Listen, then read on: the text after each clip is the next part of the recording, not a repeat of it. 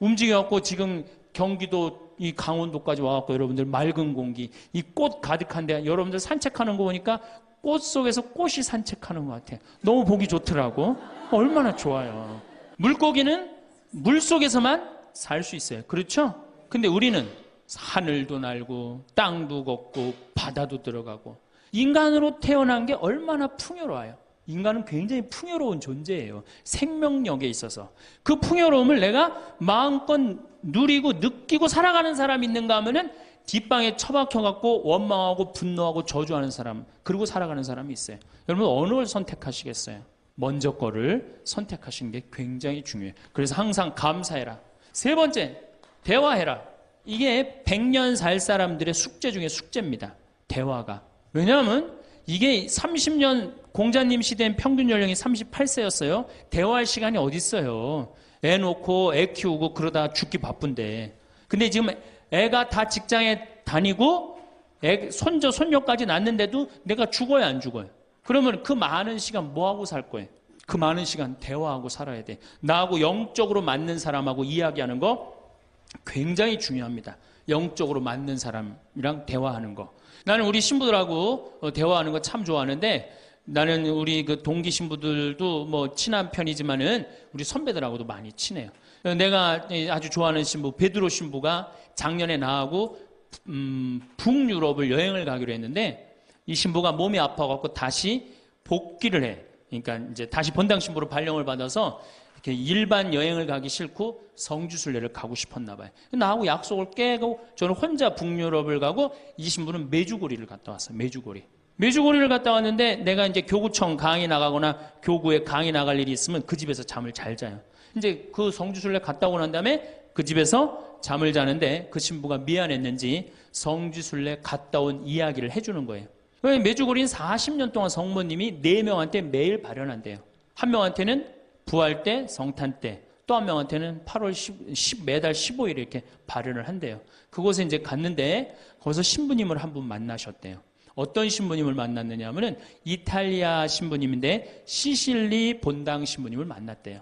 근데 이 신부님은 굉장히 나이가 굉장히 80이 다 된 할아버지래요. 근데 이 할아버지가 신앙의 여정이 특별했던 거야. 이 할아버지 신부님은 태어나면서부터 엄마가 뭐라고 그랬냐면 너 신부 되라 그랬대요. 그러니까 머릿속에 딱 신부에는 아무것도 박혀 있는 게 없는 거예요. 그리고 엄마가 얼마나 무서웠느냐 하면은 줄미사를 빠지면은 빨개 벗겨갖고 내쫓았대요. 신부 될 놈이 줄미사를 빠진다고. 그리고 일주일 굶겼대요. 그러니까 한 번도 다른 걸 생각해 본 적이 없는 거, 무서워갖고 엄마가. 그리고 자기는 신부가 팔자인 줄 아는 거예요. 그래갖고 신부가 됐으니 뭐가 행복해? 자기가 원한 것도 아닌데 이끌려서 그냥 신부가 됐는데, 그래갖고 정말로 신앙심 없이 이 신부님이 10년을 그냥 살았대요. 그 신부님도 아마 엄마 죽으면 이제 관둘라고 이제 이게 언제 죽나 기다리는데, 이제 사제로 생활을 한 지 10년이 됐는데, 자매들하고 어느 날 같이 있는데 자매 중에 하나가 마귀가 걸린 거예요. 그래갖고 막 마귀짓을 하는 거예요. 막 마귀짓을 해요. 그래갖고 주위의 자매님들이, 그땐 1950년대니까 구마기도 함부로 못했거든요. 신부만 할 수 있었어요. 신부님이 빨리 하셔라. 난 못한다. 왜 못하시냐? 사실은 내가 신앙심이 없어갖고 이렇게 안수기도를, 마귀를 쫓는다고 안수기도를 하면은 그 마귀가 금방 내가 신앙이 없는지 알아볼 거다. 그래서 나한테 들어올까봐 나 무서워서 난 못한다. 그래도 신부님밖에 없는데 어떻게 하시냐? 신부님이 하셔라. 그래서 어쩔 수 없이 구마기도를 했대요. 머리에 손을 얹고 뭐라고 이 신부님이 기도했느냐면, 마귀야 부탁이니 제발 나한테만 들어오지 말아다오, 이렇게 기도를 했대요.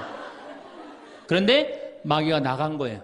그래갖고 자매가 깨어나고, 신부님 너무 감사하다고, 나 마귀 쫓아내줘서. 그런 소리 하지 마라. 난 마귀 쫓아낸 적 없다. 그저 나한테만 들어오지 말라고 그랬다. 아니라고. 신부님이 머리에 손을 얹었을 때 성령의 힘이 얼마나 셌는지 마귀가 자기를 끌고 나가려고 그랬는데 못 끌고 나갔다는 거예요. 그때 신부님 마음이 조금 뜨거워진 거예요. 나같이 신앙심 없고 나같이 이게 수동적인 인간도 주님께서 도구로 쓰시는구나. 그래서 조금 마음이 열렸어요. 마음이 열려도 이 신부님은 너희는 모두 이것을 받아 먹어라. 이는 너희를 위하여 내어줄 내 몸이다. 이렇게 하면서도 20년 동안 미사를 하면서도 정말 거룩한 변화가 일어날까 의심을 했었대요. 아직도 내 신앙이 약하니까 안 일어나겠지. 근데 20년째 너희는 모두 이것을 받아 먹어라. 이는 너희를 위하여 내어줄 내 몸이다. 그러는데 예수님의 목소리가 딱 나와서 예수님이 하는 걸 느끼겠더래요. 그러니까 미사도 누가 지내는 게 아니다? 내가 지내는 게 아니라 내 몸을 빌어서 예수님이 지내는구나. 이탈리아 시실리 섬 본당 신부인데 이게 마음이 너무 뜨거워진 거예요. 뜨거워져갖고 어떻게 했느냐? 길거리에 뛰쳐나와갖고 선교를 하기 시작한 거예요. 그래서 7,000명을 선교를 했대요. 그냥 대단한 거죠. 그거 대단한 거예요. 근데 이 신부님이 이제 예수님도 사랑하고 신앙심도 굳고 사제로서 이제 너무 행복해. 그런데 문제가 하나 있어요. 어떤 문제가 있냐면 자기 엄마가 너무너무 무서웠기 때문에 예수님 엄마도 무섭다고 생각을 한 거예요. 그래서 평생 성모님한테 한 번도 의지를 한 적이 없는 거예요. 간구를 해본 적도 없고. 내가 이렇게 사제로서 이제 모든 게 다 됐는데 우리 성모님한테 우리 예수님, 이 좋은 예수님 낳아주신 성모님을 사랑해야 되지 않겠느냐. 그래서 보스니아 크로아티아에 있는 메주고리에 이제 운전을 하고 갔대요. 갔는데 성모 발연동산에 딱 도착을 했는데 성모님이 그 발연동산에 느껴지는 품이 성모님이 나를 평생 이 품에서 내가 성모님 품에서 이제까지 보호받아 왔구나를 그냥 느끼겠더래요. 그냥 이 신부님이 너무너무 행복한 거지. 그래서 매년 그 메주고리에 와갖고 세계에서 오는 신부들한테 자기 신앙을 고백을 하는 거예요. 나는 이렇게 사제로 평생 살면서 이런 은총을 받았다.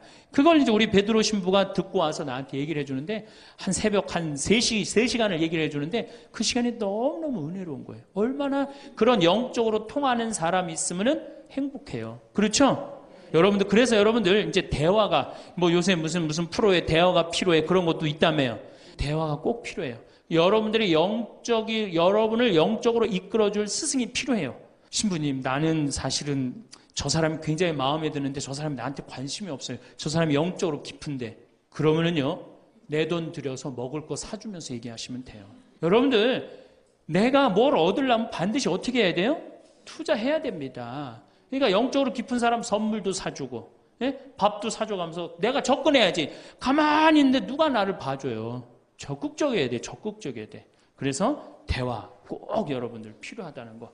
제일 좋은 건 남편이죠. 근데 남편이 안 되면은 주위에 다른 사람들, 주위에 영적으로 깊은 사람들 많아요. 또 뭐 판교가 뭐 땅값이 좋대더라, 뭐 동탄에 그 아파트 거기 상가가 좋대더라, 이런 사람 말고 정말로 삶의 질이 높은 사람, 영적으로 하느님 나라를 정말 갈구하는 사람, 이런 사람하고 가까이 지내고, 그런 사람한테 가까이 지내려면 어떻게 해야 돼? 내가 먼저 다가서야 돼요. 그래서 대화가 꼭 필요하다. 네 번째, 공부해라. 이거 정말로 중요한 것 중에 하나예요. 우리가 초등학교 6년, 중고등학교 6년, 대학교 4년 배워서 몇 살까지 울고 먹어요? 50까지. 실질적으로는 대학교 졸업하고 2년만 지나면 자기가 배운 게 다 끝난대요. 그런데도 우리는 공부 안 하고 어떻게 해? 그냥 사는 거예요. 50부터 100살까지 남은 인생 또 50년 남았는데 어떻게 해요? 그냥 사는 거예요. 아니, 용감해도 그렇게 용감할 수가 있어요? 공부를 안 하고? 저는 제가 신부가 돼서 환경에 너무너무 관심이 많았어요. 그런데 저는 인문학을 공부했잖아요. 종교 철학, 뭐 신학 이런 걸 배웠는데 환경을 딱 접근하니까 너무 어려워. 무슨 BOD가 어떻고, 뭐 COD가 어떻고, PPM이 어떻고, PPT가 어떻고, PPB가 너무너무 어렵더라고요. 그래서 내가 공부를 해야 되겠다. 그래서 아주대학교 산업공학과 환경공학과에 공부를 했어요. 대학원을. 2년을 공부하고 나니까 석사 학위가 나오더라고요. 석사 학위가 나오니까 환경부에서 연락이 왔어요. 신부님, 지금 전국적으로 60명 환경 강사를 모집하는데 천주교에 보니까 공학 석사 하겠다 하신 분이 계시니까 좀 나와주라고. 그럼 해라고. 그래갖고 이제 한강 관리청인가 하여튼 어디에 제가 이름이 등록이 됐어요. 전국으로 다 뿌려졌어요. 그런데 천주교 교우들이 교육을 담당하면 다 날 부르는 거. 환경 교육을 담당하면. 전라도 고구미라면서 저를 불러요. 일반 주부대학에서. 고구미 어디냐? 그랬더니 일단 비행기를 타라고 그러더라고. 광주행 비행기를. 광주행 비행기를 탔어요. 여러분 고구미 어딘지 아세요? 여러분들도 모르죠? 광주행 비행기를 탔어요. 비행기를 탔더니 이제 자가용이 날 데리러 나왔어요. 자가용을 타고 나주를 지나고 영암을 지나고 무슨 완도 있는 데까지 갔어요. 이제 다 왔나 보랬더니 전화를 끄랬더니 배 띄우라고 막 전화를 하더라고요. 배를 띄워갖고 배를 타고 섬으로 건너갖고 거기서 또 차를 타고 30분 정도 들어가니까 전라도 고금도라는 데예요. 우리나라 맨 끄트머리. 얼마나 좋아. 전국에 다니면서 강의해서 좋아. 그분들 천주교 신부 한 번도 본 적이 없잖아요. 신부가 와서 환경 강의하니까 선교해서 좋아. 강서료 받아서 좋아. 또 거기 멸치가 주산지라고 멸치 선물 받아서 좋아. 공부하면요, 여러분들 할 일이 너무너무 많고 인생이 너무너무 다이나믹한 인생이 기다려져요. 호스피스를 배워도 되고 무슨 공예를 배워도 되고 자수를 배워도 되고 수지침을 배워도 되고 도자기를 배워도 되고 플룻을 배워도 되고 남은 인생이 50년이란 말이에요. 50년. 여러분들 50년이 짧아요? 앞으로? 그런데 공부 안 하고 그냥 버티고 그냥 살 거예요? 이제 공부하셔야 돼요. 공부를 하셔야만이 여러분들의 인생이 행복해집니다. 5번째, TV 시청을 반으로 줄여라. 이게 이제 문제 중에 문제예요. 제가 전전 시간에도 TV에 대한 얘기를 했지만 현대의 하느님이 누구예요? 저는 십자가에 계신 예수님이 하느님이라고 생각 안 해요. 현대의 하느님은 TV님입니다. 가정방문 다녀보면은 거실 정가운데 누가 모셔져 계셔요? 텔레비전님이 모셔져 계셔요.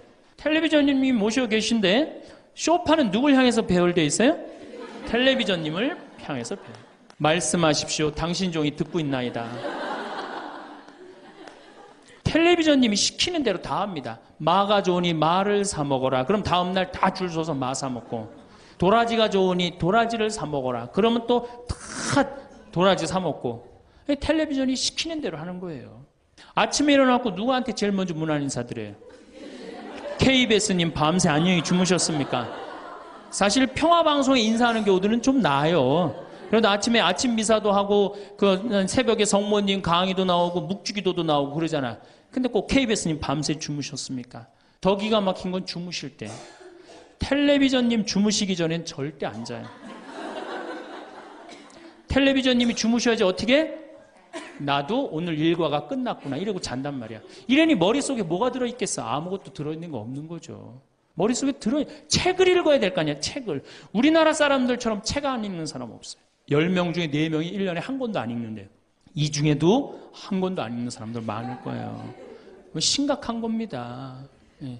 저한테 그래요. 신부님 그렇게 매일 강의하면서 여기 농사 지면서 토담집 지면서 언제 그렇게 농사꾼 신부 유럽에 가다라는 책도 쓰셨고 이번에 환경에세이 어디로 가야 하는 책도 쓰셨느냐고. 텔레비전만 안 보면 그 시간 충분해요.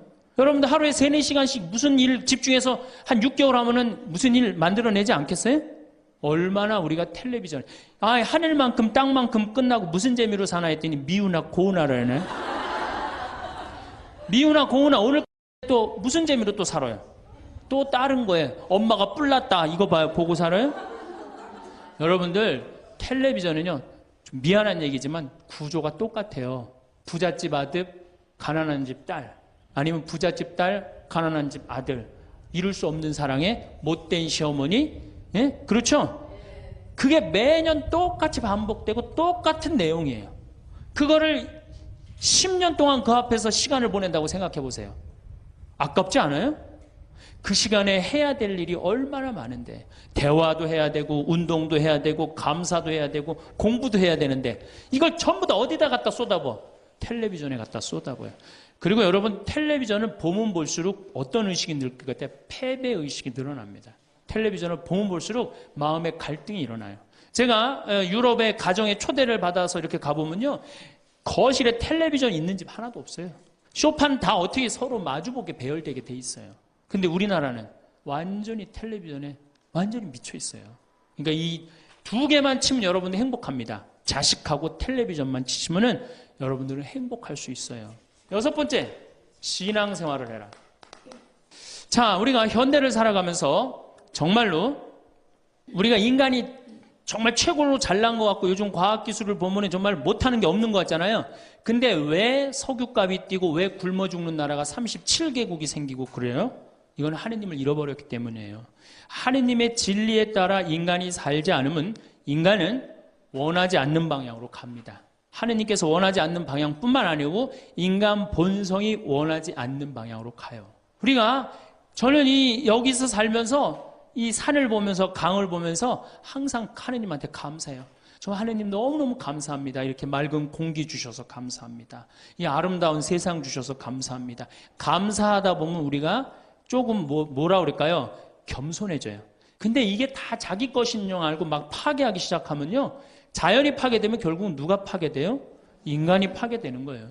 그러니까 우리가 하느님께 가까이 가면은 자연도 일치가 되는데 하느님으로부터 멀어지면 멀어질수록 자연도 파괴되는 거예요. 그래서 여러분들 신앙생활 하십시오. 아까 제가 천주교 조금 욕을 했는데 그래도 천주교 괜찮아요. 아주 뭐 제가 보기에는 무슨 뭐 우리 교우들 어두운 데로 안 끌고 가요. 더욱이 내 동창 중에 또 옛날에 죽산성당 아시죠? 죽산 성지 있는 데 있죠? 거기 내 동창 신부가 그 본당 신부로 있었는데 그 신부가 너무 재미난 얘기를 해줬어요.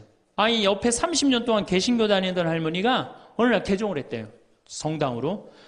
똑같이 열심히 나오더래요. 교회 나가는 것만큼 훨씬. 근데 이 할머니가 다리가 부러진 거예요. 그래갖고 택시 타고 또 계속 나오는 거예요. 그래서 본당 신부가 그랬대요. 할머니 이렇게 맨날 택시 타고 나오고 그러니까 그러지 말고 내가 봉송 잘 테니까 이 아픈 동안 나오지 말아라. 돈 들여서. 그랬더니 이 할머니가 하시는 말씀이 신부님 괜찮아요. 그래도 이 성당 다녀보니까 저 교회 다닐 때보다 여기 성당 다니는 게 훨씬 싸게 먹히니까 걱정하지 말라고. 여러분들 그래도 이 천주교 제일 싸게 먹혀요. 싸게 먹히지 괴롭히지 않지 딴 길로 안 끌고 가지. 정말 하느님께 우리가 의지하고 산다는 거 이거 굉장히 우리 나를 위해서 좋은 거예요. 또 우리가 이 세상 사는 목적이 뭐냐면 내 영혼 구원이에요. 나중에 이제 귀에 있으면 제가 한 번 더 말씀을 드릴 텐데 죽어서 영혼의 세계는 반드시 있습니다. 그 영혼의 구원을 위해서 우리가 간구해야 돼요. 그래서 신앙생활은 행복을 위해서 가장 기초 중에 기초라는 거. 7번째, 웃어라. 이게 웃는 게요. 우리가 행복으로 가는 길에 최고의 지름길이에요. 웃는 게. 그런데 우리나라 사람들이 잘 안 웃어요. 얼마나 안 웃느냐면 내가 이제 이렇게 도시에 나가고 엘리베이터를 타요. 엘리베이터를 타면은 얼굴 모르는 형제가 이렇게 눈이 마주쳐도 제가 웃어줘요. 빵긋 웃어주면은 저쪽에서 같이 싹 미소를 줘주면 참 좋을 텐데 저쪽에 있는 남자가 딱 내가 빵긋 웃어주면 어떻게 하냐면은 내가 저놈을 어디서 봤더라 이러는 표정으로 날 쳐다보는 거예요. 근데 여러분들 유럽을 가고 제가 뭐 미국을 가고 아프리카를 가고 파푸아 뉴기니를 가고 인도를 가도 눈 마주쳐갖고 제가 웃어주면 다 웃어줘요. 근데 절대 안 웃는 나라가 우리나라예요.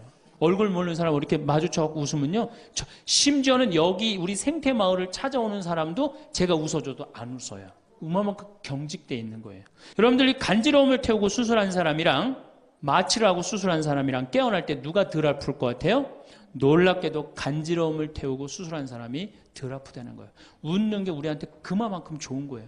근데 이게 이제 50대 된 여인한테 이제 저 여인이 인생을 어떻게 살았느냐 안 살았느냐가 딱 보여요. 50대 된 여인이 막 항상 웃고 그런 얼굴은요.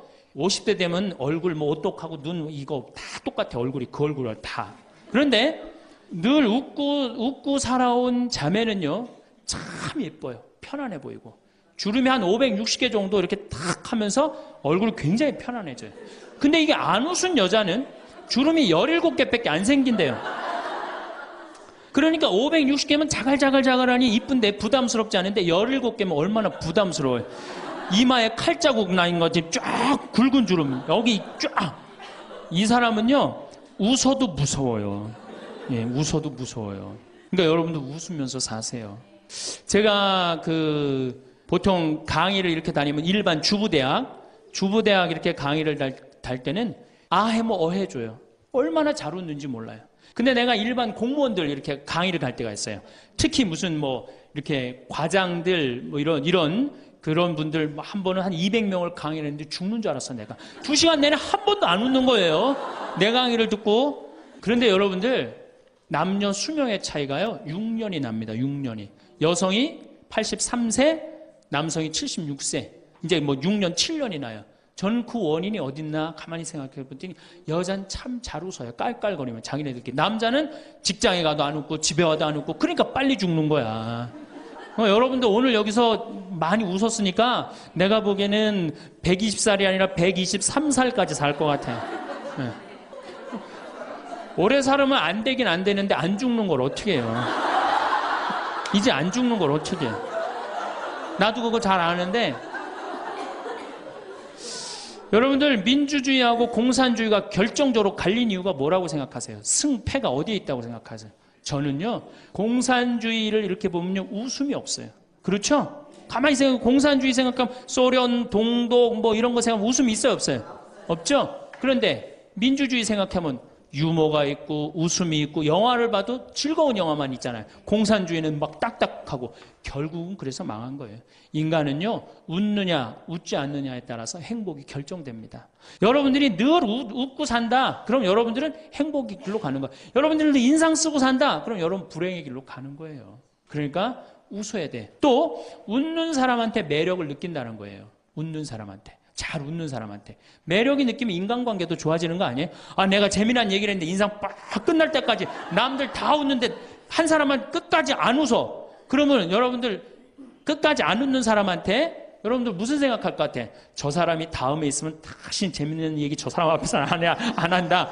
그러니까 그 사람하고는 어떻게 된 거? 담이 자꾸 생기는 거예요. 담이 자꾸. 그러니까 어떻게 해야 돼요, 여러분들? 웃으세요. 그리고 유머를 많이 배워두는 것도 좋아요. 오늘 저한테 강의 들은 거 이거 잘 외웠다가 가서 얘기해주고 또 제 테이프에 나오는 거 잘 들었다가 얘기해주면은 아유 어서 그렇게 재미난 얘기를 해서 또 얘기 좀 해줘봐. 그러면서 사람이 사는 거예요. 사람은요 수다를 떨면서 살아야 돼. 수다. 제가 한번 본당 신부 때 여러분들처럼 이렇게 젊고 예쁜 본당에 내가 본당 신부를 했었어요. 막 자매들이 막 수다를 떠는 내가 지나가는데 막 당황해하면서 어쩔 줄 몰라 하더라고요. 분명히 내 욕을 한 거야 보니까. 네. 그래서 제가 뭐라고 그랬어요? 그 자매들한테 괜찮아. 이게 성당 다니면서 본당 신부 욕하는 재미가 최고 재밌는 거야. 네. 아니 뭐 성당 다니면서 그런 욕도 하는 무슨 재미로 살아. 걱정하지 말고 해든 수다 계속 떨으라고. 우리 신부들은 주변님 욕하면서 사는 거예요. 그러니까 사람이 수다를 떨면서 살아야지 행복하지. 참고 산다고 다 좋은 건 아닙니다. 절대. 그러니까 참고 살지 마세요. 제발 이거 우리 성당에 뭐 원수를 사랑해라, 왼뺨을 대면 다른 뺨을 돌려대라, 이거 아주 미치는 교리 중에 하나예요. 여러분들 다 사랑할 수 있어요? 여러분들 주위에 있는 사람 다 사랑할 수 있어요? 다 사랑하는 사람 딱 두 종류예요. 미치든가 예수님처럼 빨리 죽든가. 둘 중에 하나예요. 우리는 다 사랑할 수 없어요. 그러니까 다 사랑하려고 그러다가 미치지 말고 내가 좋은 사람, 내 마음에 드는 사람에 더 많은 시간을 뺏기고, 아니 뾰족한 놈이 있단 말이야. 별난 놈이 있고. 네? 그렇죠? 근데 내가 이 사람한테 가면 자꾸 찔려. 그런데 성당에 갔는데 서로 사랑하시오 그래갖고 다음에 또 갔는데 여기 또 찔려. 그래갖고 또 너무 미운데 성당에 가니까 또 내 탓이오 3번 하고 난 다음에 사랑해 제가 가서 또 찔려. 갈 때마다 찔려. 그래갖고 내 마음이 상처투성이야. 근데 아들이 학교 갔다, 엄마 나 학교 다녀왔어. 그래 집에 엄마 왜 그래? 말 시키지 마. 나 승질나. 여러분들 차라리 그렇게 찔리는 게 나아요. 그 사람을 안 보고 기쁜 마음으로 있다가 아들을 기쁘게 맞이하는 게 나아요. 이 사람 안 만나도 여러분들 인생 안 망가져요. 이 사람 안 만나도 억지로 가서 그 찔리지 마시고, 안 만나면 시간이 지나면 이 사람 이뻐져요. 근데 막 가서 막 들이대고 막 이게 삐죽한 놈한테 가갖고 계속 나는 구역장이니까 끝까지 사랑해야지 그러고 가다가 미치든지 죽든지 둘 중에 하나를 합니다. 8번째, 전화해라. 자, 여러분들, 제가, 저는 수원교구 신부예요. 수원교구 신부인데, 저는 뭐 다행히 우리 원주교구 주교님이 허락을 하셔서 여기 평창에 들어와서 살고 있습니다. 근데 사실은 신부는 본당 신부가 최고예요. 뭐라고 그래도 교우들하고 함께, 아이들하고 함께, 할머니, 할아버지들하고 함께 살 때 신부는 행복한 거예요. 저는 여러분들 이제 오늘 가시면은 여기 정막 강산이에요. 여기 해 떨어지면요, 내 다리도 안 보여요, 내 다리도. 해 떨어지면 내 다리도 안 보여. 여기 아까 잠깐 앉아서 신부님 너무 경치가 좋다고 그러는데 딱 하루 좋은 거예요. 하루 좋은 거지. 이걸 일주일, 2주일 여기 해 떨어져갖고 뭐 산책 나가면 내 다리도 안 보이는데 어딜 산책을 나가요. 굉장히 외롭습니다. 여기 앞에도 전원 5세대가 돌았는데 3세대가 우울증으로 나갔어요. 그럼 나도 여기서 교우들 뭐 몇천 명 속에서 살다가 평창에 들어와서 살면은 우울증 걸릴 수 있잖아요. 내 동창이 20명이거든요. 동창이 20명이나 되는데 왜 나한테 전화하는 놈 한 놈도 없지? 걔네들이 날 잊은 건 아닐까? 나는 왜 교구 밖으로 와서 이 고생을 하고 살까? 난 우울하다. 그럼 알아주는 놈 누가 있어요? 아무도 없어요. 어떻게 하면 돼? 내가 먼저 전화하면 되잖아. 아주 너무 쉬운 거 아니에요. 내가 전화해갖고 너 성당은 잘 짓고 있느냐? 너 요즘 큰 성당에 갔는데 어떻게 잘 지내냐? 내일은 내 동창이 또 우리 집에 와서 있겠대. 몸이 안 좋아갖고. 그러니까 그 전화를 하니까 동창들이 와서 안식년도 여기 와서 지내고 아프면 여기 와서 지내고 허리 수술에도 와서 지내고 그러니까 외롭지 않은 거예요. 사랑도 먼저 하는 게 중요한 거지 나한테 누가 해주지 않을까? 죽을 때까지 안 찾아옵니다. 남녀의 사랑 문제가 아니라 인간이 살아가면서 그런 거예요. 그러니까 내가 먼저 전화하라는 거 굉장히 중요한 거. 내 동창 중에 지금 복음화국장, 우리 수원교구 복음화국장 내 동창인데 얘가 로마로 유학을 갔어요. 있기 전에도 뭐 친하게 지냈지만 유학을 갔는데 이놈이 한 달에 3번 어김없이 전화하는 거예요. 생태마을 농사는 잘 되냐? 잘 돼. 그럼 또 다음에 전화해갖고 생태마을에 피정은 많이 들어오냐? 많이 들어와. 또 다음에 전화하고 너 몸은 안 아프냐? 안 아파. 다음 달에 또 전화해. 생태마을 피정은 많이 들어오냐? 생태마을이 농사는 잘 되냐? 그렇게 전심 한 끼 나가서 먹으면은 며느리도 아침 다 상 치고 난 다음에 학부형도 만나고 친구들도 만나고 아니 며느리가 무슨 징역 사는 것도 아니고 아침 점심 저녁 3끼를 다 차려줘야 되니 얼마나 힘드냐. 그랬더니 이 할아버지 저한테 화를 내는 거예요. 신부님 난 노인정 가기 싫다는 거예요. 아니 왜 노인이 노인정 가기 싫으냐. 그랬더니 이 할아버지가 저한테 명언을 했어요. 무슨 명언을 했냐면 형들이 심부름을 시켜서 가기 싫다는 거예요.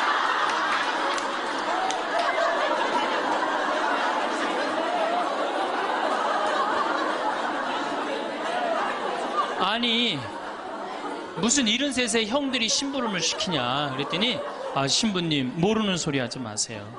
자기가 딱 나타나면은 술 받아와라 라면 끓여라 그런다는 거예요. 그래서 노인정 가기 싫다는 거예요. 제가 그때 너무 충격을 받아갖고 벌써 5년 전 얘기예요. 수원에 있는 아버지한테 가서 물어봤어요. 아버지 노인정 가세요. 그때 아버님이 73이셨어요. 아버님 노인정 가세요 안 가세요 그랬더니 안 간다고 화를 내시더라고요. 아니 왜 노인정 집에는 우리 어머니 아버지만 살고 자식들은 한 1km 반경에 떨어져서 살거든요. 왜 안 가시냐고 그랬더니 우리 아버님 하시는 말씀이 형들이 청소시켜서 가기 싫다.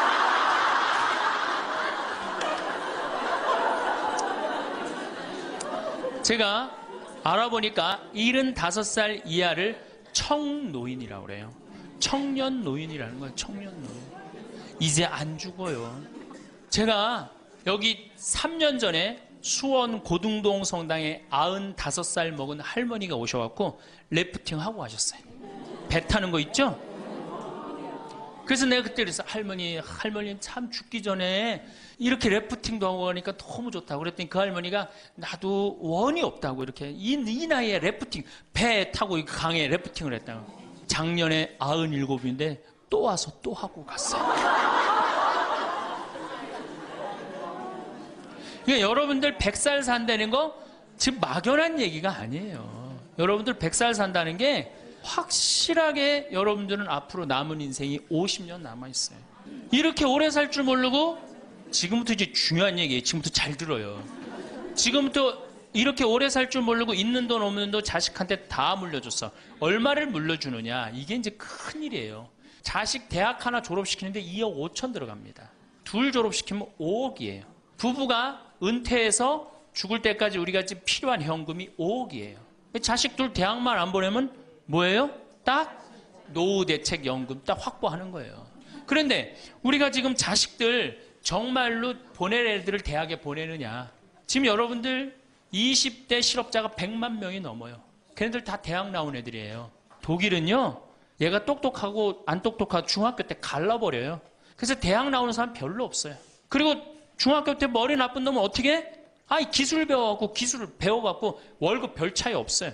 근데 우리는 돌머리든 돌머리가 아니든 다 대학을 가잖아요. 그러니 이름으로 대학은 나왔고 기름칠하는 일을 하기 싫고 그냥 취직을 안 하는 거죠. 이걸 한량이라고 그럽니다. 한량. 그러니까 공장에는 일할 사람이 없고 실업자는 흘러넘치고 그래서 공장에 일할 사람을 채우기 위해서 캄보디아, 베트남에서 사람들이 오고 이게 우리나라가 망조로 가는 길 아닙니까? 여러분들 대학 공부할 애들이 사실은 몇 명이나 돼요. 그러니까 내가 깡통이야. 깡통인지 안 깡통인지 여기 지금 젊은 엄마들 꽤 왔는데 딱 보면 알아요 몰라요? 알죠? 내가 정말로 1등을 하는 애인지 꼴등을 하는 애인지 금방 드러나잖아요. 여러분들이 포기를 못해서 그렇지. 이 깡통한테 있는 돈 없는 돈 다 쏟아붓어.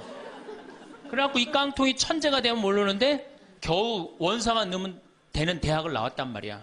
그래갖고 취직을 못해. 그래갖고 놀고 있어. 근데 중요한 건 내 주머니가 이 깡통한테 쏟아 넣느냐고 내 주머니가 뭐가 됐어? 깡통이 됐어. 이 집 뭐 하는 집안이에요? 깡통 차는 집안 되는 거예요. 생각 잘 하셔야 됩니다. 태양은 두 번 아름다워요. 뜰 때 아름답고 질 때 아름다워요. 근데 태양은 제가 뜨는 태양을 아주 구름 한 점 없는 뜨는 태양을 보면 뜰 땐 후딱 떠버려요. 이상하게. 근데 질 때 보면은 참 하염없이 져요. 우리 인생하고 똑같아요. 우리도 태어날 때 귀한 대접을 받고 죽을 때 귀한 대접을 받아야 돼. 근데 태어날 때는 후딱 뜨는데 이게 죽을 땐 60부터 죽지도 않으면서 참 하염없이 진단 말이에요. 그러니 여러분들 이렇게 돈도 안 모아놓고 죽지도 않고 이 문제 심각하지 않아요? 근데 나이를 먹으면 세 가지가 이제 고통이 옵니다. 첫 번째, 몸이 아파요. 그렇죠? 60년, 70년 썼으면은 눈도 안 보이고 귀도 안 들리고 허리도 아프고 그렇죠? 네, 아픈 데 많아요. 그러니까 자꾸 짜증을 부립니다. 짜증을 자꾸 부리고 신경질을 자꾸 부려요. 그러니까 할머니들이 나이를 먹으면 먹을수록 도사가 돼야 되는데 나이를 먹으면 먹을수록 점점 애가 돼가는 거예요. 그러니까 손자 손녀들이 맨날 할머니 보고 우리 할머니 맨날 신경질 부린다고. 생각해보세요. 머리 하얗지 얼굴 쭈글쭈글해지 이빨은 빠져갖고 여기도 쭈글쭈글해지 웃어도 전찬을 판국에 거기서 막 신경질 부리고 짜증 부리면 어느 자식이 그걸 보면서 행복해하고 오랫동안 좋은 마음으로 모실 수 있어요. 그래서 저는 90살 넘은 장례미사 90살 먹은 할머니 장례미사를 본당 신부가 해줬는데 며느리가 70이다. 그러면은 본당 신부는 장례미사 하자마자 바로 교황청에 연락해갖고 이 70 먹은 며느리 90살까지 모시고 산 이 며느리 바로 교황청에 연락해서 시성식 해줘야 돼. 이 며느리 본당 신부 꼭 할 일이에요. 기적심사 필요 없어요. 그냥 90살까지 모시고 산 것만 해도 뭐예요? 기적이에요. 기적. 안 버리고.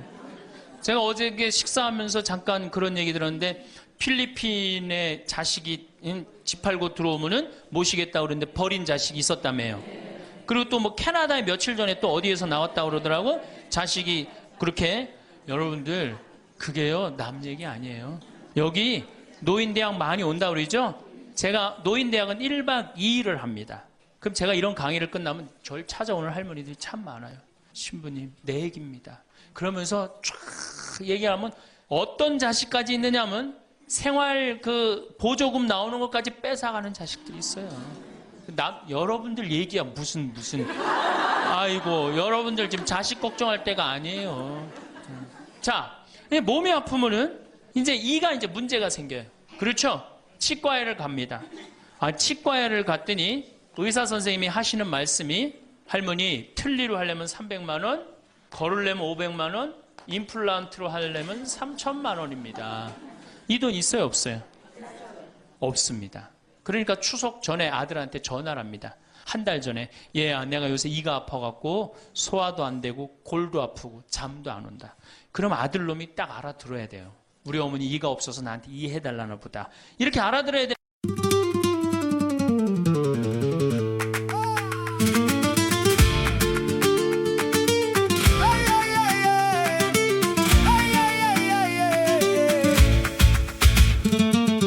Cruza la puerta y se me va el pulso al suelo, qué barbaridad. Traes en el pelo olor a sal y en mis zapatos quedó tu andar.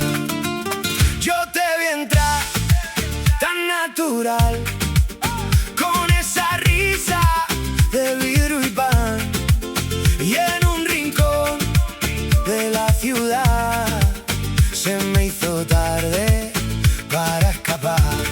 Ay, dime We were in love, but never meant to stay. Some things are real, even when they fade.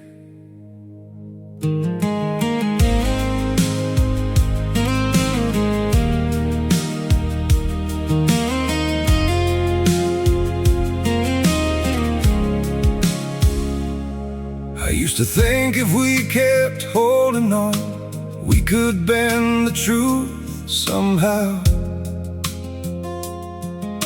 But love can't fight what's pulling us apart, and it's breaking us down now.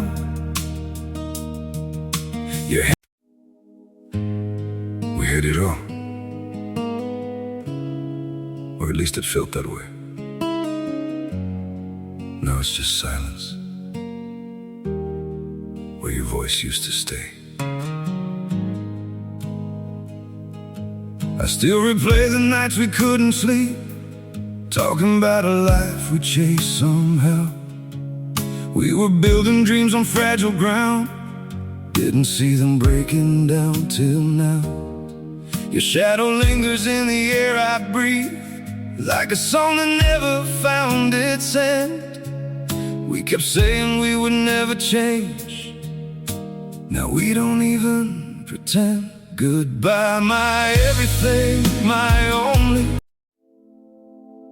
They say letting go makes you lighter. So why does my chest feel heavier every time I try to forget you? I packed away the pictures on the shelf, but somehow you're still everywhere. In every quiet moment I can't escape, you're the echo hanging in the air. I told myself this was the right thing, that love shouldn't feel this hard. But walking away from what we built feels like tearing out apart. We say goodbye just to let go.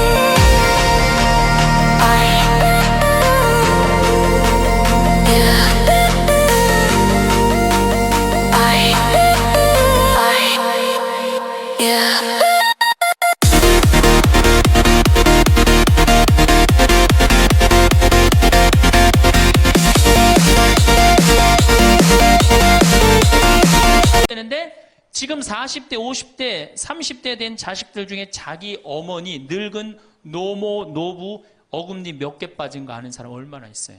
없어요. 열어보지 않는 한 얼마나 알아요? 여러분들 지금 우리 엄마, 아버지 어금니 정확하게 몇 개 빠진 거 아는 분들 몇 분이나 계세요? 없어요. 얼마 전에 한 분이 손들 들고 나는 안다고 그러더라고. 어떻게 하냐 그러니까 몽창 빠져갖고 하나도.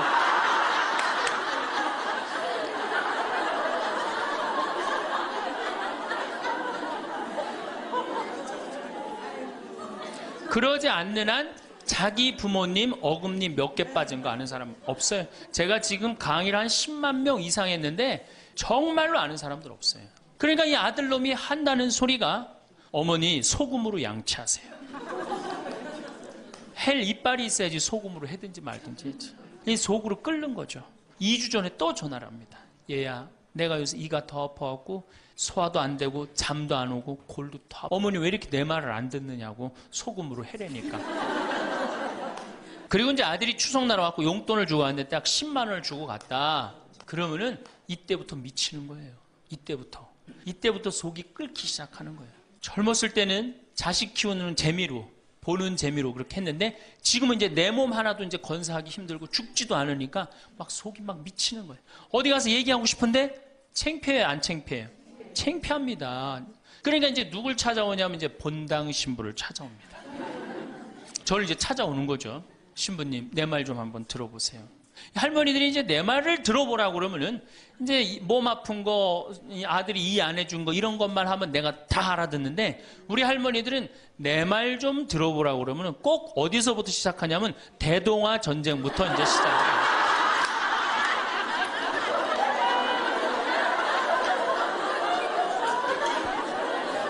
이래야지 이제 속이 풀리는 거예요. 내가 신부님 대동아 전쟁에 시집 와갖고 노숟가락 뺏긴 얘기, 시집살이 한 얘기, 정말 고생한 얘기.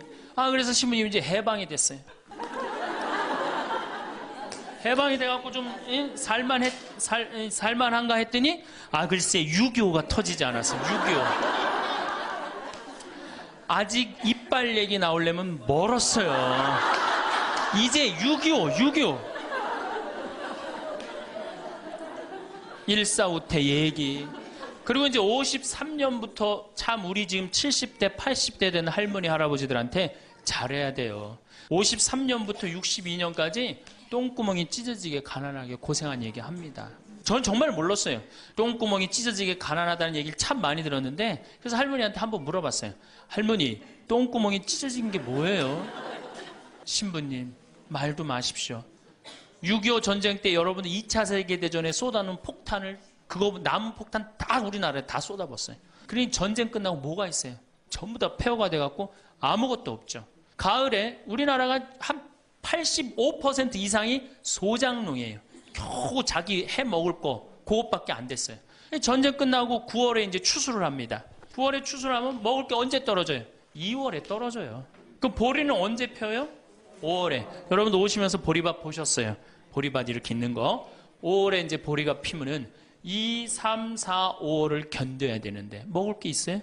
없죠. 그러니까 산에 풀뿌리 캐서 먹고 나물 캐서 먹고, 그것도 모자라면 이제 뭐를 캐서 먹느냐면, 뭐를 먹느냐면 소나무 껍질 안에 하얀 속살, 그거를 이제 벗긴다고 그래요. 그걸 벗겨갖고 말린다고 그래요. 말려갖고 그걸 간대요. 할머니들 옛날 할머니들 생각나시죠? 그걸 갈아갖고 국에 넣어서 먹으면 국이 빨간데 국을 먹으면 배가 부르대. 또 거기다 밥을 해서 먹어도 배가 그렇게 부르대. 옛날엔 배가 고파 죽겠는데 배 부르면 최고 아니에요. 배는 이제 먹었는데 이제 배는 부르는데, 문제는 이게 섬유질이 엄청나게 강한 거예요. 이게 야채나 뭐 채소나 과일의 섬유질하고 틀리대요. 그래갖고 이제 이게 들어가면 소화가 안 되고 딱딱하게 굳는 거예요. 수분이 빠지고. 대장에 가면 이제 딱딱한 돌덩어리로 굳는 거예요.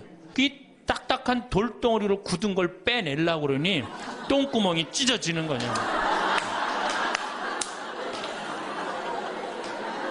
신부님,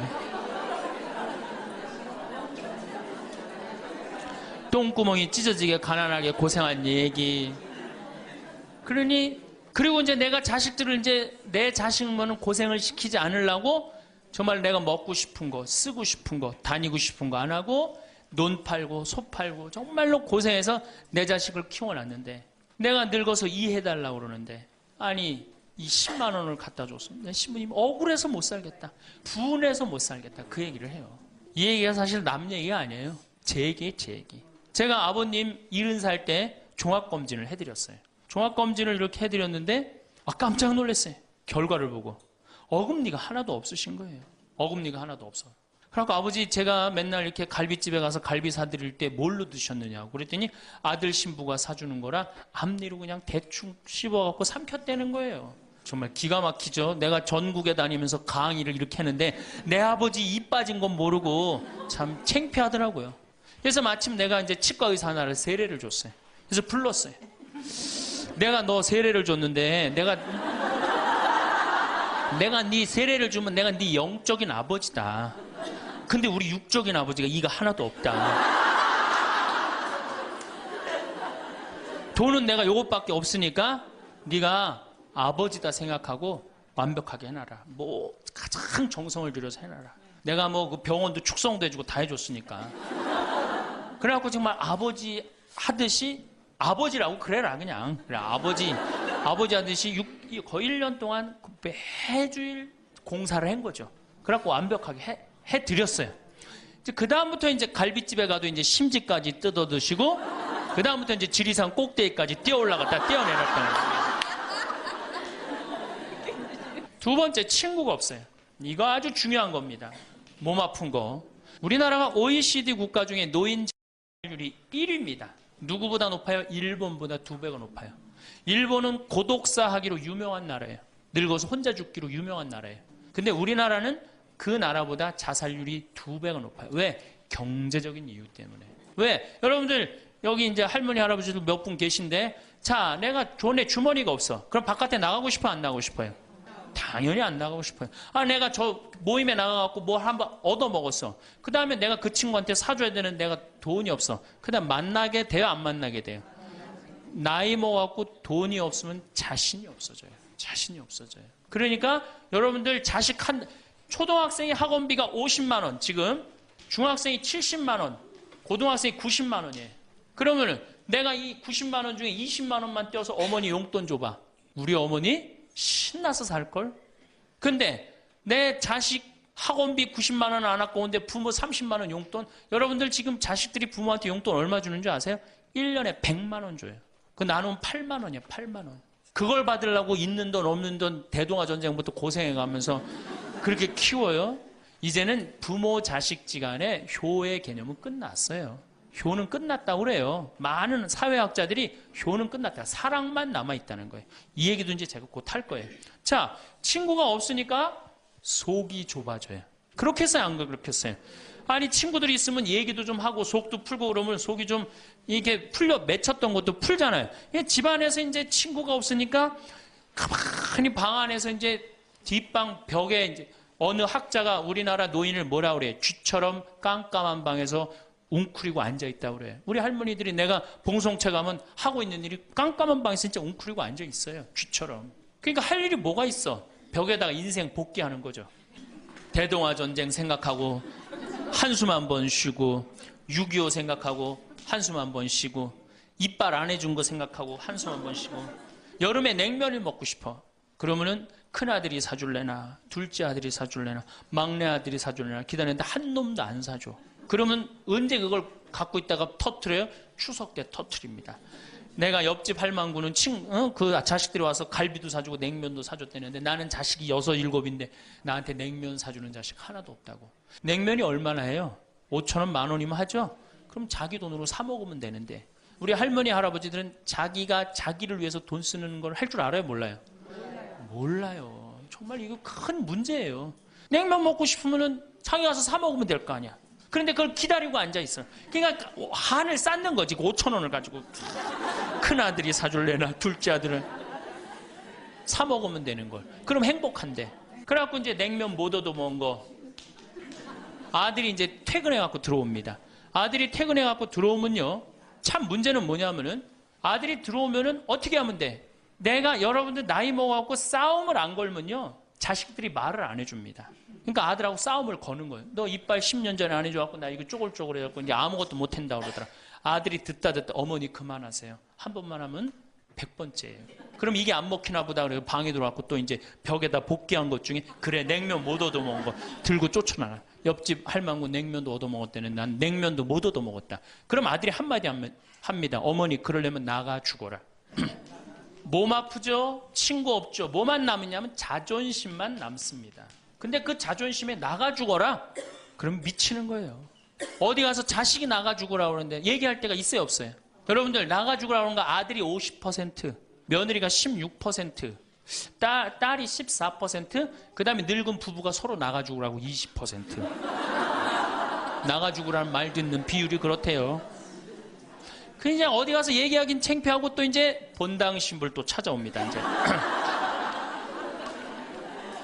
그래서 저한테 얘기를 해요. 신부님 내 말 좀 들어보라고. 이제 할머니가 이제 또 내 말 좀 들어보라고 그러면 이제 또 대동아 전쟁부터 이제 시작을 합니다. 해방, 6.25, 똥구멍이 찢어지게 가는.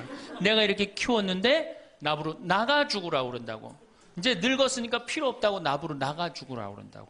여러분들 그런 소리 이제 듣습니다. 왜 죽지도 않고 이렇게 오래 사느냐고 분명히 자식들한테 그런 소리 들어요. 100살까지 산다고 생각해봐요. 그것도 자식한테 얹혀서 100살 산다고 생각해보세요. 이제는 자식하고 늙어서 같이 산다는 생각은 꿈도 꾸면 안 돼요.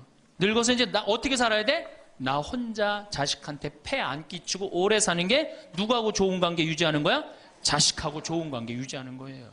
어쨌든 나가지고 그러니까 이제 미치는 거죠. 그래갖고 이제 다 듣고 이제 할머니가 나한테 그래. 신부님 나 꽃동네 좀 바래다 줄라. 난 자존심 상해서 저 집에서 도저히 못 살겠다. 그럼 내가 할머니한테 그래. 할머니 꽃동네 아무나 가는 게 아니에요. 안 돼요. 그저 새벽에 그 꽃동네 앞에 내려다만 주면 그다음부터 내가 다 알아서 할 테니까 신부님은 꽃동네 앞에까지만 바래다 달. 내가 이제 다 듣다가 할머니한테 그래요. 할머니, 그 자식 키웠을 때 속상한 적 있었어요, 없었어요?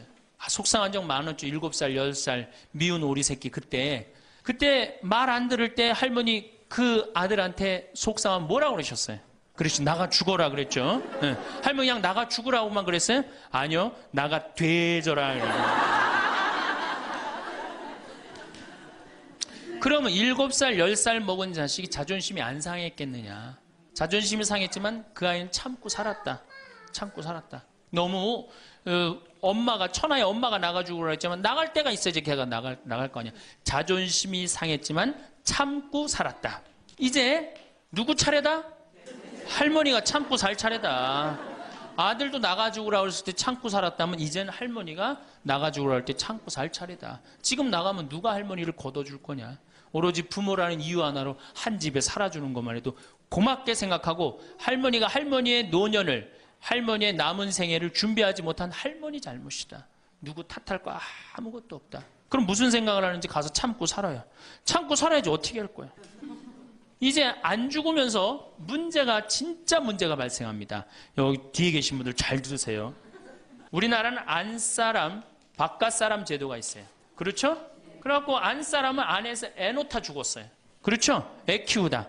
우리나라 지금도 변함없습니다. 안사람은 안에서 애 키우냐고 정신이 없어. 남편 신경 안 씁니다. 바깥사람 바깥에서 돈 벌다 죽었어요. 옛날에는 부부 갈등이 없었어요. 왜? 만날 일이 있어야지. 안사람 안에서 애 놓다 죽고 바깥사람 바깥에서 돈 벌다 죽었으니까 만나야지 갈등이 생길 거 아니야. 서양은 20대만 나왔고 안 맞으면 30대 바꾸고, 30대만 나왔고 안 맞으면 40대 바꾸고, 40대만 나왔고 안 맞으면 50대 바꾼 부부가 애인같이 살아요. 근데 우리는 한 번도 맞춰본 적이 없어. 위해준 적도 없고. 제가 재작년에 그 스톡홀름을 여행을 갔었는데 비행기 시간이 오래 좀 하루를 거의 기다렸어야 돼요. 그래서 이제 저녁 비행기를 타려고 저녁 한 5시쯤에 라운지에서 이제 음식을 시켜서 먹고 있는데 내 앞에 60쯤 된 초로의 할아버지하고 초로의 할머니가 서로 끌어안고 뽀뽀를 하는데요. 이 남자가 이마야 눈에다 뽀뽀 한번 하고 I love you 하니 하고, 입에다 뽀뽀하고 I love you 하니 하고, 목에다 뽀뽀 1시간 이렇게 쪽쪽 빨아요. 걔네들은 그렇게 살고 그렇게 살아야만이 살아요. 근데 우리는 안사람은 안에서 애 키우다 죽고 바깥사람은 바깥에서 돈 벌다 죽으니까 서로 사랑을 할 시간이 없어요. 근데 상관없었어. 왜? 평균 연령 38세, 46세 때는 아무 문제 없었어요. 그렇죠? 죽으면 끝이니까. 근데 이제 안 죽으면서 문제가 발생을 해요. 직장에서 너는 이제 그만 사회에서 쓸모가 없으니까 집으로 가라. 그래갖고 이 바깥 사람을 고홈 집으로 보낸단 말이야.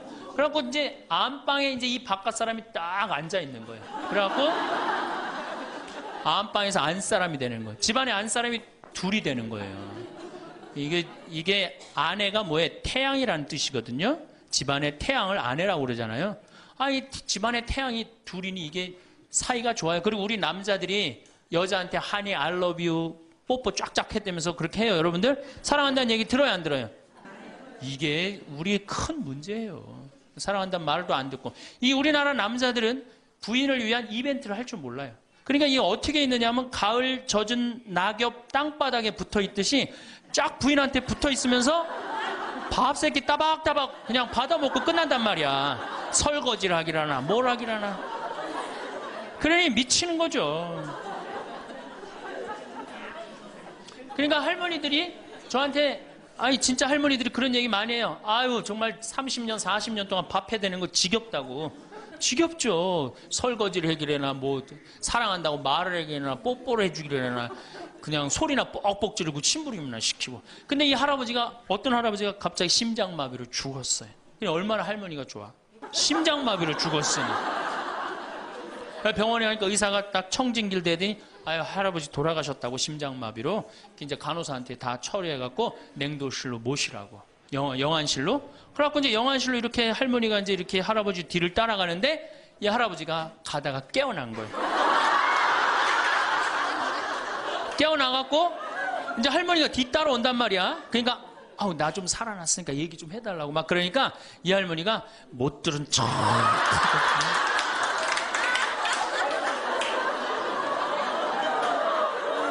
할아버지가 조금 있으면 완전히 이제 냉동고로 들어가게 생겼단 말이야. 말은 안 나오고 더 애절하게 나 좀 살아났으니까 얘기 좀 해달라고. 그러니까 이 할머니 하시는 말씀이 할아버지 다리를 치면서 이 양반아 의사가 죽었대는데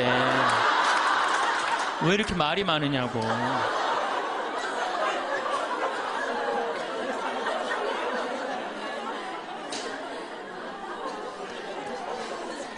반대로 우리 여성들, 우리나라 이 여성 아내들이 남편한테 잘하느냐? 여러분들 남편한테 잘하세요? 여러분들 남편이 바깥에 나가면 왕 대접받는 남편이 얼마나 있을 것 같아요? 없습니다. 그럼 층층샷 나가면 섬기는 사람이에요. 굽신거려야 되는 사람이고. 근데 아침에 출근할 때 정말로 내 남편이 전쟁하러 나가는데 정말로 왕 대접하고 내보낸 부인이 얼마나 돼요? 이러지 않으면 다행이지. 머리 막 부시시 해갖고 막 사자 머리를 해갖고 머리 끝에는 밥풀 하나 딱 이렇게 붙여놓고 여보 다녀와. 퇴근을 했는데 아직도 그 부시시한 머리를 가지고 테레비를 보고 앉아있다. 어느 남자가 집에 들어오고 싶겠어요. 여기 평창에 대유라는 룸사롱이 오픈했어 작년에. 서울 아가씨 항시 30명 대기 이렇게. 그러면 여러분들 남편이 어디 가면은 왕대접 받아요. 그러니까 여러분들이 남편을 룸사롱으로 내모느냐 집안으로 끌어들이냐 누구한테 달려있는 거야? 여러분들한테 달려있어. 그런데 그래서 일주일에 한 번 남편을 위해서 요리를 하라는 거예요. 부인이. 정말로 지혜로운 부인은 요리를 한 번씩 하라는 거예요. 그래서 낙지볶음도 하고 요새 그 텔레비에 보면 이렇게 홍어 이렇게 삭힌 것도 많이 홈쇼핑으로 보내주잖아요. 딱 해갖고 삼합 딱 해갖고 와인 하나 딱 준비하고 이브닝 드레스도 좀 쫙 입고 이런 이벤트가 있어야지 60년을 같이 살지. 무슨 재미로 60년을 살아요. 이건 뭐 김치찌개 한번 해줬단 말이야. 부인이 저녁에 김치찌개 해줬는데 다음날 아침에 출근할 때 보니까 그거 졸여갖고 이제 또 내놨단 말이야. 저녁에 퇴근할 갖고 왔는데 그걸 볶아갖고 또 내놨어.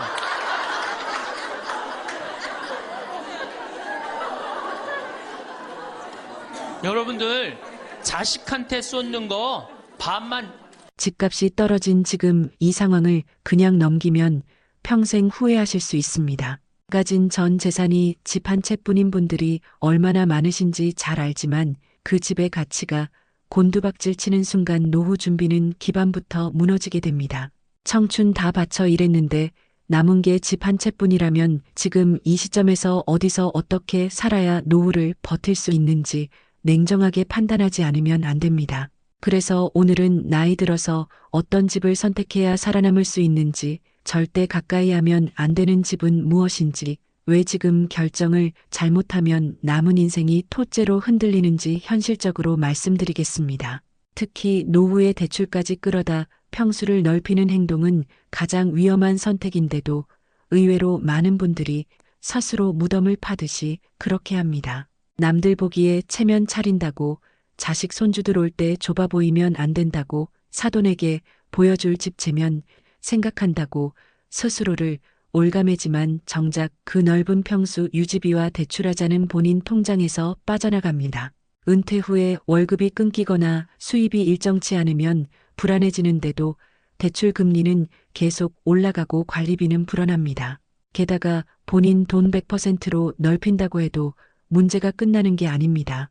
평수가 커지면 관리비, 난방비, 유지보수까지 줄줄이 올라가는데 노후엔 그 모든 게 곧 부담입니다. 자식들이 결혼하고 손주들이 놀러 올 거라 기대하면서 큰 집으로 가는 분들도 많지만 현실은 냉혹합니다. 요즘 자식들은 명절에 와도 자고 가지 않습니다. 부모 집보다는 호텔, 숙박업소가 더 편하다고 생각하고 제사 끝나면 금세 떠납니다. 예전처럼 며칠씩 붙어있는 시대가 아닙니다.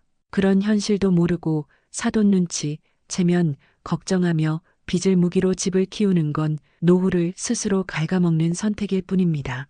가진 게 집 한 채라서 그거라도 믿고 있었는데 부동산 시세 떨어지는 속도 따라 가슴이 매일 타들어가는 분들도 많습니다. 남 얘기 아닙니다. 지금도 그런 선택 때문에 손발이 묶여 사는 분들이 전국에 깔려 있고 본인이 그 당사자가 될 가능성도 있습니다. 그래서 실수를 반복하지 않기 위해 노후주거 선택할 때 반드시 고려해야 할 핵심 기준 6가지를 꼭 알아야 합니다. 첫 번째는 10평도 안 되는 초소형 집은 피해야 한다는 점입니다.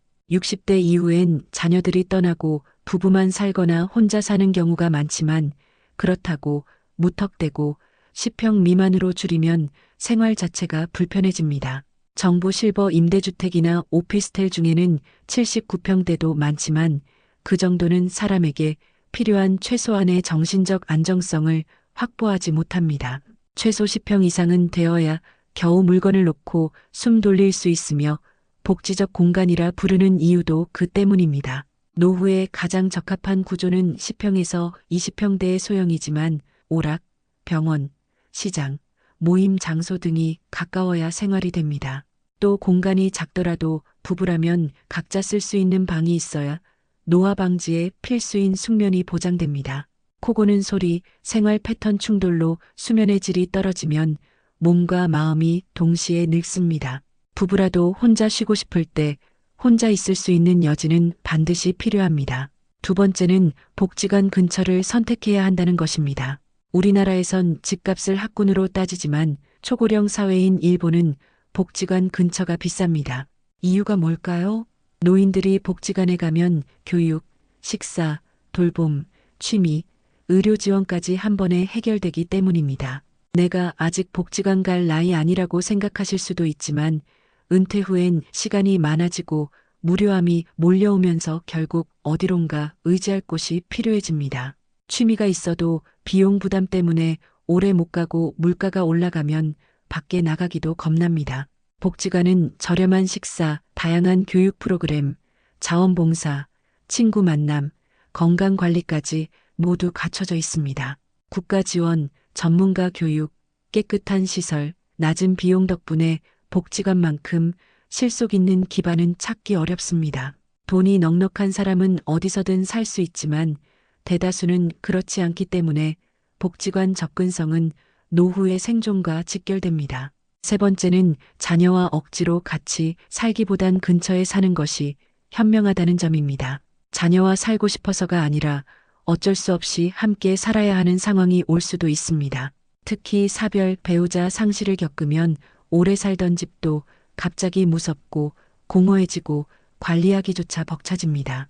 그러다 자녀 쪽으로 이사를 생각하게 되는데 그때 중요한 건 같이 살기가 아니라 가까이 살기입니다. 함께 살면 외로움이나 생활비는 조금 줄겠지만 며느리, 사위와의 관계 스트레스가 새로 시작됩니다. 결국 마음 붙일 곳은 자녀 근처지 자녀 집안이 아닙니다. 손주 돌보며 도움을 주거나 성장 지켜보는 건 좋지만 생활권이 묶이면 오히려 자유도 잃고 갈등도 생깁니다. 그래서 적당한 거리두기가 노후의 마음 건강을 지키는 전략임을 꼭 기억하셔야 합니다. 네 번째는 병원이 30분 이내에 있어야 한다는 조건입니다. 나이 들면 다리 힘이 빠지고 멀리 이동 자체가 고통입니다. 대중교통 불편하면 생활 반경이 급격히 좁아지고 사람 만나는 일도 줄면서 사회적으로 고립될 위험이 높습니다. 그래서 지하철역 기준 510분 거리에 있는 소형 아파트가 이상적이고 병원 접근성은 특히 중요합니다. 제가 30분을 강조하는 이유는 기초 의료 서비스에 접근하기 위한 최소 시간 기준이기 때문입니다. 생사를 다투는 응급이 아니더라도 30분 이내 병원 진입이 가능해야 노후 생활이 유지됩니다. 최근엔 지방 몇몇 지역을 제외하고는 대부분 30분 이내 범위의 병원이 있지만 시골이나 외곽으로 잘못 옮기면 의료 공백이 생깁니다. 결국 집값이 떨어지는 현실 앞에서 지금 살고 있는 곳을 지켜야 하는지 아니면 조건 맞는 곳으로 재정비해야 하는지 선택을 미루면 끝까지 끌려다니게 됩니다. 지금 이 순간 대출로 키운 집, 체면 때문에 유지하는 평수, 자녀에게 보여주기 위한 허세, 이런 것들을 당장 내려놓고 노후를 위한 현실적 조건부터 다시 보셔야 합니다. 조금만 늦어지면 기회는 사라지고 몸은 따라주지 않고 병원, 복지, 이동성, 비용, 외로움 모든 게 한꺼번에 덮쳐옵니다. 지금이 마지막 점검 시기입니다. 이 6가지 기준을 모르면 남은 노후가 통째로 흔들립니다. 지금까지의 선택과 고정관념을 당장 의심하셔야 사는 동안 버틸 수 있습니다. 병원에 갈 때마다 자녀 손을 붙잡고 같이 다닐 수 있다고 생각하시면 큰 오산입니다. 젊을 때는 내가 알아서 다니면 되겠지 싶지만 막상 70이 넘어가면 몸이 내 마음 같지 않고 잔병치레가 늘면서 병원을 들락날락하는 일이 일상이 되기 때문에 결국 집을 고를 때 가장 먼저 고려해야 할 조건이 병원과의 거리입니다. 가까운 의원 하나 있다고 안심하시면 안 되고 혈압, 당뇨, 심장질환, 관절 문제, 치매 검진 같은 만성중증 질환으로 인해 큰 병원에 가야 하는 일이 수시로 생기기 때문에 최소한 30분 안에 대형 종합병원이나 대학병원에 갈 수 있는 곳이어야 합니다. 특히 자녀가 항상 모시고 다닐 수 없다는 현실을 인정해야 하니 버스나 지하철 등 대중교통 접근성이 확보된 지역이 훨씬 유리합니다. 누구나 공기 좋고 조용한 전원 생활을 꿈꾸지만 막상 아프고 움직임이 불편해지면 택시 하나 잡기도 힘든 외딴 동네에서 병원 한번 가려고 발을 동동 구르는 상황이 금방 옵니다. 도시에서 평생 치여 살았으니 이제는 자연 속에서 쉬고 싶다는 마음 충분히 이해하지만 나이 들수록 필요한 건 고즈넉한 숲보다 응급실이 가까운 곳, 문화센터와 도서관, 운동시설, 마트와 시장, 취미생활 공간 같은 생활 인프라가 촘촘한 곳이라는 걸 외면하시면 안 됩니다. 실제로 초고령 사회인 일본에서도 한적한 단독주택이나 시골 마을에서 홀로 지내다 고독사하는 사례가 너무 많아 사회적 문제로 떠올랐지만 반대로 4,000명 남짓이 모여 사는 작은 아파트 단지에서는 무려 12년 동안 단 한 건의 고독사도 발생하지 않았습니다. 그 이유는 주민들이 스스로 만든 소모임이 180개가 넘고 꽃꽂이부터 수예, 음악, 봉사, 요가, 여행 준비 모임까지 별별 활동이 사시사철 이어지며 서로 얼굴을 보고 말을 섞고 안부를 챙기는 구조가 이미 생활화돼 있기 때문입니다. 아파트는 관리조차 주민들이 직접 맡아 어르신들에게는 일거리이자 부수입이 되고 도움이 필요한 분들은 눈치 보지 않고 도움을 요청할 수 있는 공동체가 자연스럽게 만들어졌습니다. 이 사례가 말해주는 핵심은 분명합니다. 나이 들어 가장 위험한 건 조용한 외로움이고 그 외로움은 사람들과의 연결이 끊길 때 시작되며 결국 노후 주거는 풍경이나 평수보다 사람과 사람의 거리가 더 중요하다는 것입니다.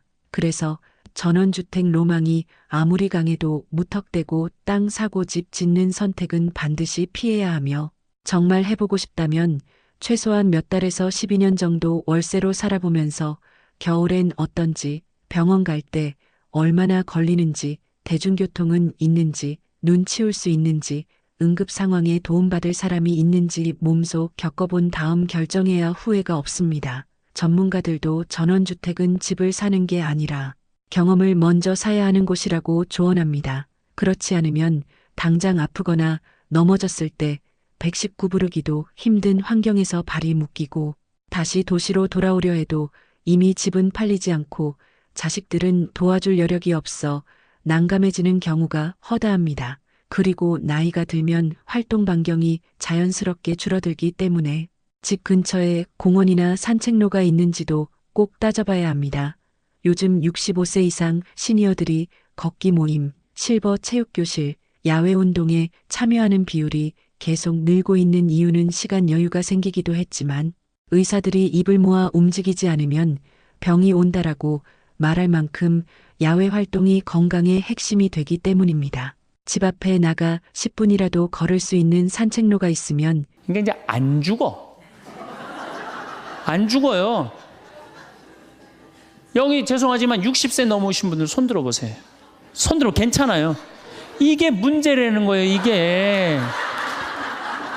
우리 인간들은 사실은 사랑이 없을 때 외롭죠. 근데 여러분들 자식이 부모를 사랑하는 게 클까요? 부모가 자식을 사랑하는 게 클까요? 제가 다녀보면요, 다 부모가 자식을 사랑하는 게 크다고 착각하고 있어요. 근데 3살, 4살, 5살 때만 해도 누가 더 부모를 사랑하느냐면 자식이 더 부모를 사랑한대요. 왜냐하면 여러분들 3살, 4살, 5살 된 아이들은 누구밖에 없어요? 엄마밖에 없잖아요. 그래갖고 그냥 엄마 치마 붙잡고 그냥 온 데를 다 따라다니잖아요. 근데 엄마는 그때 아이 모임에도 나가야 되고 그냥 여기저기 다녀야 되는데 그냥 딸 아들이 그냥 계속 매달려 있으면 귀찮아요, 안 귀찮아요? 귀찮을 때 있죠? 그래서 한마디 해서 얜 잠도 없냐고 좀 가서 좀 자라고. 그래도 그냥 계속. 그러니까 아이가 엄마 아빠를 너무너무 좋아해. 엄마 아빠하고 같이 있고 싶어. 근데 누가 밀어내기 시작하냐면 부모가 밀어내기 시작하는 거예요. 언제까지 밀어내냐면 초등학교 6학년 때까지 계속 밀어내요. 그리고 공부 못한다고 구박까지 해. 밀어내는 것도 모자라서. 그럼 중학교 올라가면 그때부터는 누가 싫어하기 시작해요? 자식이 싫어하기 시작해요. 그래갖고 엄마 아빠를 거절하기 시작해. 근데 엄마 아빠는 똑같은 마음이야. 사랑하는 건 똑같아. 그렇죠? 근데 중학교 올라가면 이놈이 나를 거절하니까 굉장히 섭섭하죠.